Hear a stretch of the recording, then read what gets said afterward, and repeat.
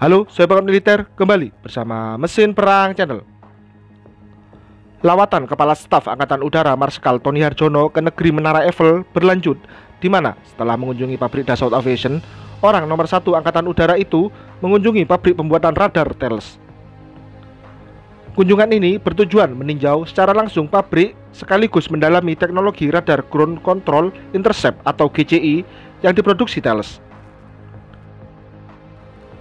Kunjungan yang dilakukan pada Selasa 25 Juni 2024 di perusahaan Thales Las di Limours, Prancis tersebut, Kasau bersama sejumlah delegasi TNI AU mendapat presentasi dari pihak Thales mengenai kemampuan dan teknologi terbaru dalam sistem radar GCI.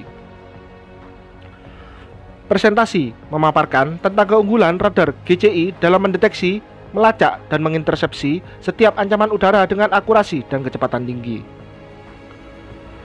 Teknologi radar GCI dari Thales dikenal memiliki kemampuan superior dalam mendukung operasi pertahanan udara modern yang terintegrasi dan efektif.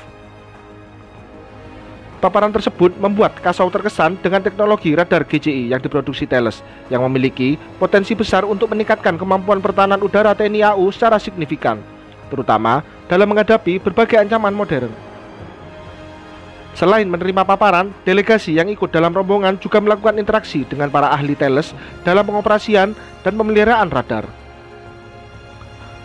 Terlebih, kunjungan ini merupakan upaya dari TNI AU untuk memperkuat pertahanan dengan alutsista yang diakuisisi dari Thales yang cukup modern. Radar GCI ini merupakan radar yang akan dioperasikan oleh TNI AU yang nantinya akan mendukung operasional untuk memperkuat pertahanan udara nasional. Kerjasama yang telah terjalin antara Thales dan PT LAN merupakan suatu langkah strategis modernisasi pertahanan udara. Dengan kerjasama ini, diharapkan terus terjalin dan saling menguntungkan dalam memperkuat pertahanan udara nasional. Diberitakan sebelumnya, Kementerian Pertahanan Indonesia mengakuisisi 13 unit radar GM403 buatan Thales.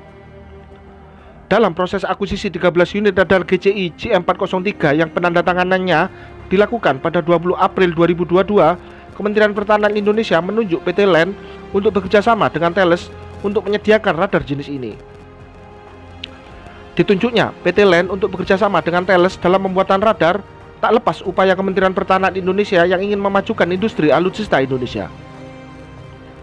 Setelah kontrak efektif, radar GCI GM403 sebanyak 13 unit ini nantinya akan dirakit di Subang, Jawa Barat, yang merupakan fasilitas milik PT LAN. Nantinya, untuk komponen radar ini tetap diproduksi dan didatangkan dari Thales seperti mechanical radar. Sementara, PT LAN sendiri akan memproduksi komponen lain yakni transmitter dan receiver radar, command and control, konsol, dan software.